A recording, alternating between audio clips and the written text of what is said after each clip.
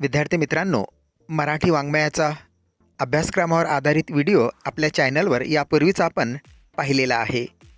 आजच्या व्हिडिओमध्ये मराठी वाङ्मयातील काव्यसरिता या कविता संग्रहावर आधारित हा व्हिडिओ आहे. या व्हिडिओमध्ये काव्यसरिता या कविता संग्रहातील पहिल्या 5 कविता ज्याची वर्गवारी सामाजिक जाणीवेची कविता म्हणून केलेली आहे, त्याला आपण थोडक्यात समजून घेऊ.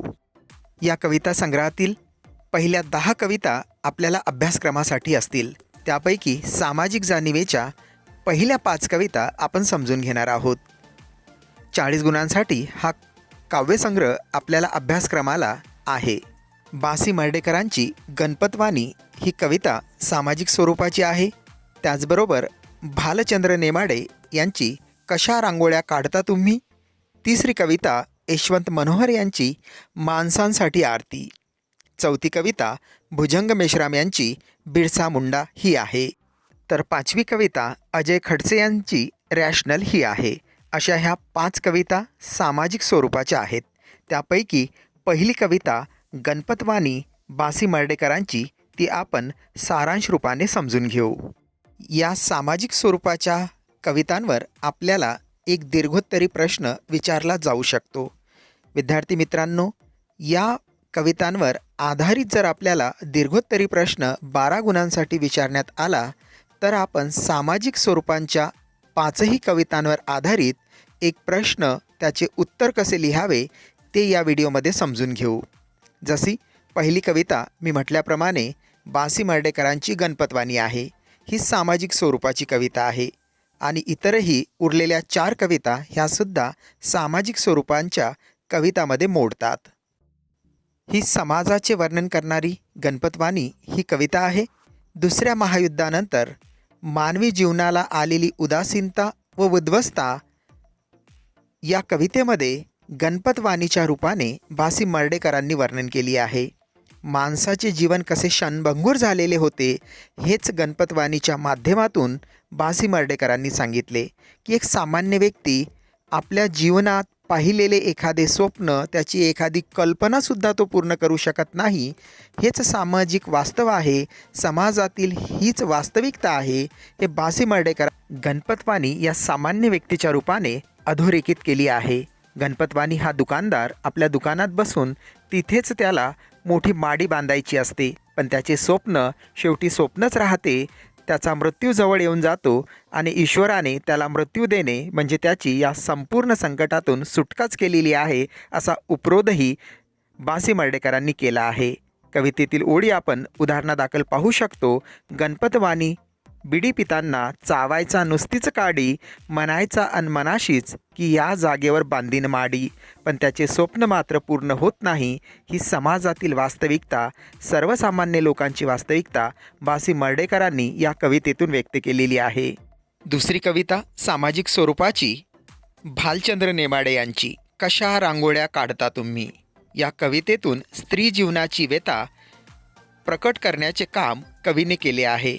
वरवर पाहता स्त्रियांचे जगणे व्यवस्थित वाटते, आलबेल वाटते, सर्व काही ठीक आहे असे आपल्याला वाटते, परंतु त्यांचा बंदिवास वास्तव मात्र यापेक्षा वेगळे आहे. दुःख त्यांचे वेगळे आहे, घुसमटलेपण आहे आणि हीच समाजाची वास्तविकता कवीने यातून व्यक्त केली आहे.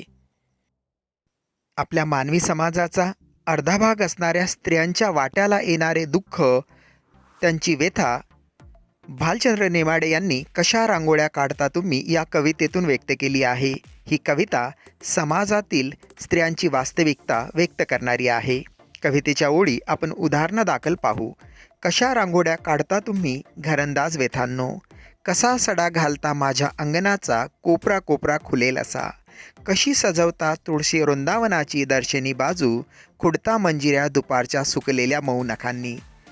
भालचंद्र नेमाडे यांना या कवितेच्या माध्यमातून स्त्रिया हे घराला घरपण कसे देतात, परंतु तरीही त्यांना दुःखाचे जीवन जगावे लागते, म्हणून त्यांनी घरंदाज व्यथांनो असे स्त्रियांच्या संदर्भात म्हटलेले आहे. स्त्रियांमुळेच घराच्या अंगणाचा कोपरानकोपरा सुंदर बनतो. त्या सतत घराला सुशोभित करण्याचे काम करतात, तरीही त्यांच्या वाट्याला दुःख आणि व्यथा आलेल्या असतात. ही समाजातील वास्तविकतेची बाजू त्यांनी मांडण्याचे काम केलेले आहे.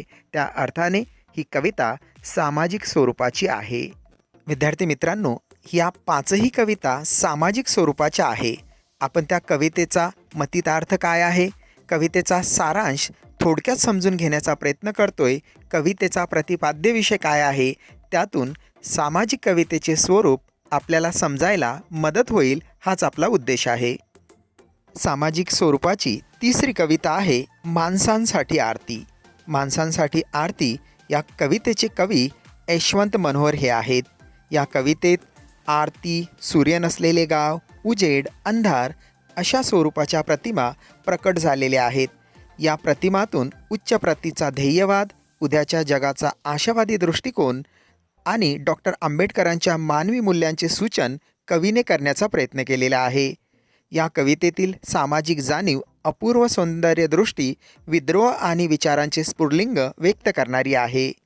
आपल्या देशातील खूप मोठा वर्ग उपेक्षित आहे, बहिष्कृत आहे, अशा या मागासलेल्या वर्गासाठी कवीला ज्ञानरूपी सूर्य त्यांच्या गावी पोहोचवायचा आहे.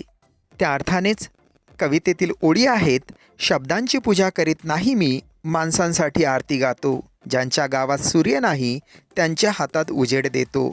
जो आमचा उपेक्षित वर्ग आहे, अज्ञानी आहे, शिक्षणापासून वंचित आहे, ज्याची प्रगती झालेली नाही, समाजातील या घटकांना कवीला पुढे आणायचे आहे, त्याचे उत्थान करायचे आहे. म्हणूनच कवी आपले शब्द, आपली कविता त्यांच्यासाठी वापरतात, त्यांच्यात आत्मभान निर्माण करण्यासाठी वापरतात. समाजातील उपेक्षित वर्गाला पुढे आणण्यासाठी, त्याच्या उत्थानासाठी कवीने आपली कविता रचलेली आहे. समाजाचा मोठा घटक प्रगतीपासून वंचित आहे, त्याला प्रकाशझोतात आणायचे आहे, हाच या कविता लेखनाचा कवीचा उद्देश आहे. सामाजिक कवितेतील 4थ्या क्रमांकाची कविता आहे बिरसा मुंडा. कवी आहेत भुजंग मेश्राम. चंद्रपूर, गडचिरोली जिल्ह्यातील गोंड आदिवासींचे प्रेरणास्थान असणाऱ्या बिरसा मुंडांची आदिवासींशी कशी नाळ जुळलेली आहे, हे बिरसा मुंडा या कवितेच्या माध्यमातून भुजंग मेश्राम यांनी व्यक्त केले आहे. मित्रांनो, आदिवासी समुदाय आपल्या समाजाचा फार मोठा घटक आहे, परंतु आदिवासींचे जगणे कसे उपेक्षित आहे. त्याचबरोबर आदिवासींच्या जीवनामध्ये ज्या व्यक्तीने प्रकाशाची किरणे निर्माण केली, ज्यांना नवीन प्रेरणा दिली, अशा बिरसा मुंडा यांचा परिचय भुजंग मेश्राम यांनी या कवितेच्या माध्यमातून करून दिला आहे.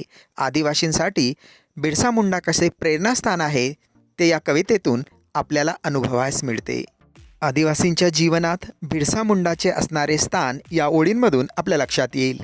लोक तुझी वाट पाहत आहेत, ज्या खडतळ वाटेने तू निघून गेलास ती पायवाट, आजचा राजमार्ग झालाय तुझ्या आठवणींसारखाच, विसरावं तरी कसे तुला, अशासारखी साध हाक कवीने यातून व्यक्त केली आहे. ही हाक बिरसा मुंडाला आठवण करून केवळ कवीची नाही तर संपूर्ण आदिवासी बांधवांची आहे.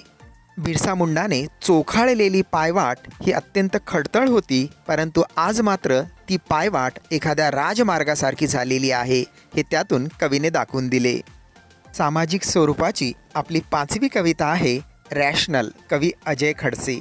माणसाचे माणूसपण नाकारणाऱ्या क्रूर अधिसत्तेच्या भयसूचक चेहऱ्याचे दर्शन त्यांच्या कवितेतून होताना दिसते. प्रस्तुत रॅशनल कवितेतून हे नवे सामाजिक भान प्रत्येकारीपणे प्रकट झालेले आहे. विद्यार्थी मित्रांनो, याचा अर्थ असा आहे की जाती धर्म याच्या पलीकडे माणसाचे माणूसपण जपणारी व्यवस्था कवीला निर्माण करायची आहे. आपल्या समाजाला माणसाची गरज आहे.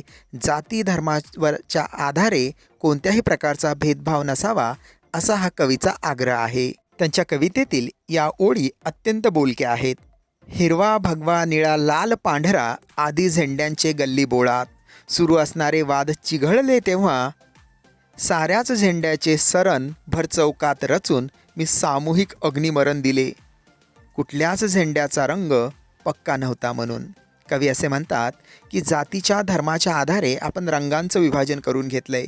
वेगवेगळ्या जातीचे, धर्माचे, वेगवेगळ्या रंगांचे झेंडे आज प्रतीक म्हणून आपण वापरत असतो, परंतु याच रंगांमुळे अनेकदा वाद निर्माण होतात आणि त्यातून त्या वादाला चिघळू नये म्हणून समाजात वाद निर्माण होऊ नये, तेढ निर्माण होऊ नये म्हणून सगळ्याच रंगांच्या झेंड्याचे कवीने भर चौकात सरंज रचले आणि त्यांना सामूहिक अग्निमरण दिले. कारण कुठल्याही झेंड्याचा रंग हा पक्का नसतो. झेंड्यांचा रंग म्हणजे काही धार्मिक आचरण नाही आहे, हेच कवीला त्यातून सांगायचे आहे. सर्वात महत्त्वाचा व्यक्तीचा धर्म मानवता हाच आहे आणि समाजाला मानवतेची गरज आहे, हेच अजय खडसे यांना या कवितेतून सूचित करायचे आहे. विद्यार्थी मित्रांनो, आपल्याला पहिल्या सत्रासाठी असणाऱ्या 10 कवितांपैकी 5 कविता आपण पाहिलेल्या आहे. ज्या पहिल्या 5 कविता सामाजिक स्वरूपाच्या कविता आहेत, त्या 5ही कवितेची आपण तोंड ओळख करून घेतलेली आहे. त्या कवितेचा प्रतिपाद्य विषय काय आहे, त्याचबरोबर उदाहरण म्हणून आपण प्रत्येक कवितेतील एक महत्त्वाचे कडवेही पाहिलेले आहे. मला वाटतं तुम्हाला अभ्यास करण्यासाठी या व्हिडिओचा नक्कीच उपयोग होईल. सामाजिक स्वरूपाच्या कविता या प्रश्नाचे उत्तर लिहिण्यासाठी सुद्धा तुम्हाला मदत होईल. विद्यार्थी मित्रांनो, हा व्हिडिओ आवडला असेल तर याला लाईक करा आणि चॅनलला अद्यापही सबस्क्राईब केले नसेल तर कृपया सबस्क्राईब करून ठेवा.